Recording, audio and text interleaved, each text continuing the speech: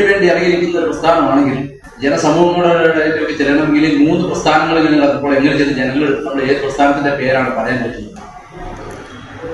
ഇപ്പൊ കേരളത്തിലെ 3 ഭരണം നടക്കുന്നത് UDF ഭരണം നടക്കുന്നു, LDF ഭരിച്ചു. അങ്ങനെ വന്നപ്പോഴാണ് തമിഴ്നാട്ടിൽ പെട്ടെന്ന് TVK വിജയുടെ പാർട്ടി വന്നു.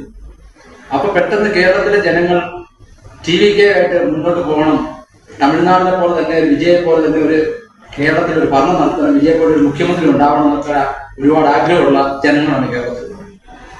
അപ്പൊ അതുകൊണ്ട് ഞങ്ങളൊക്കെ ഈ കോൺഗ്രസിന്റെ കൂട്ടത്തിലും LDFന്റെ കൂട്ടത്തിലൊക്കെ പ്രവർത്തിച്ചിട്ടുള്ളത്. അപ്പൊ ഇങ്ങനെ പ്രസ്ഥാനം വന്നു കഴിയുമ്പോൾ നമുക്ക് വലിയ സന്തോഷമാണ്. പക്ഷെ അത് TVK ആണോ KVK ആണോ വെറ്റിക്കടവുമാണോ എന്നുള്ളതാണ് ഇപ്പോൾ കൺഫ്യൂഷൻ ആയിരിക്കുന്നത്.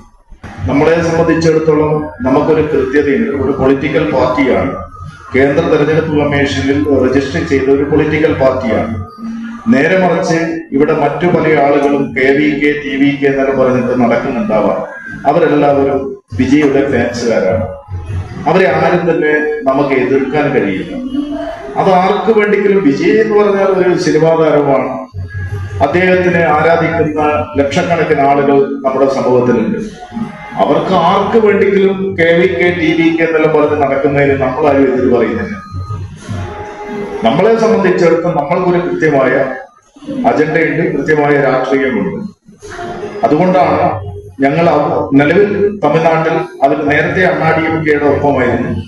അണ്ണാഡിഎംകെ എടപ്പാടി പളനിസ്വാമി BJPയുമായിട്ട് സഖ്യം ചേർന്ന ഘട്ടത്തിൽ കഴിഞ്ഞ പാർലമെന്റ് തെരഞ്ഞെടുപ്പിൽ ആ സഖ്യം വിട്ടുകൊണ്ടാണ് തമിഴ് വെട്രിക്കഴകം എന്നല്ല ഞങ്ങൾ പറയുന്നത്. നമ്മൾ ഇതിന്റെ ഒരു കോൺഫെഡറേഷനാണ് നമ്മൾ ഉണ്ടാക്കിയത്. തമിഴ് വെട്രിക്കഴകം എന്ന പാർട്ടിയല്ല, ഇതൊരു കോൺഫെഡറേഷനാണ്, ഇതൊരു മുന്നണിയാണ്. ഈ മുന്നണിയുമായി ബന്ധപ്പെട്ടുകൊണ്ടാണ് ഏകദേശം ഒരു 4 ലക്ഷത്തോളം വരുന്ന ഫാൻസ് അസോസിയേഷൻ കേരളത്തിലുണ്ട്. ഇവരെ എല്ലാവരെയും ചേർന്ന് വെച്ചുകൊണ്ട് ഒരു കോൺഫെഡറേഷൻ. ഇപ്പൊ നിങ്ങളെ പാർട്ടിയുണ്ട്, നിങ്ങളെ പാർട്ടി ഈ കോൺഫെഡറേഷന്റെ ഭാഗമാവണം. കേരളത്തിലെ ഒരുപാട് ചെറിയ പാർട്ടികളുണ്ട്, മുന്നണിയിലല്ലാതെ ചെറിയ പാർട്ടികളുണ്ട്, സാംസ്കാരിക സംഘടനകളുണ്ട്, അല്ലാതെ തന്നെ ഒരുപാട് സംവിധാനങ്ങളുണ്ട്, ജാതീയ സംഘടനകളുണ്ട്. യോജിക്കാൻ പറ്റാവുന്ന എല്ലാവരെയും ചേർത്ത് പിടിച്ചുകൊണ്ട് മുന്നോട്ട് പോകുന്ന ഒരു രാഷ്ട്രീയം ഉണ്ടാവണം എന്ന് തന്നെയാണ് ഉദ്ദേശിക്കുന്നത്. സാധാരണക്കാരായ ജനങ്ങളുടെ പാർട്ടിയാണ് സംവിധാനം.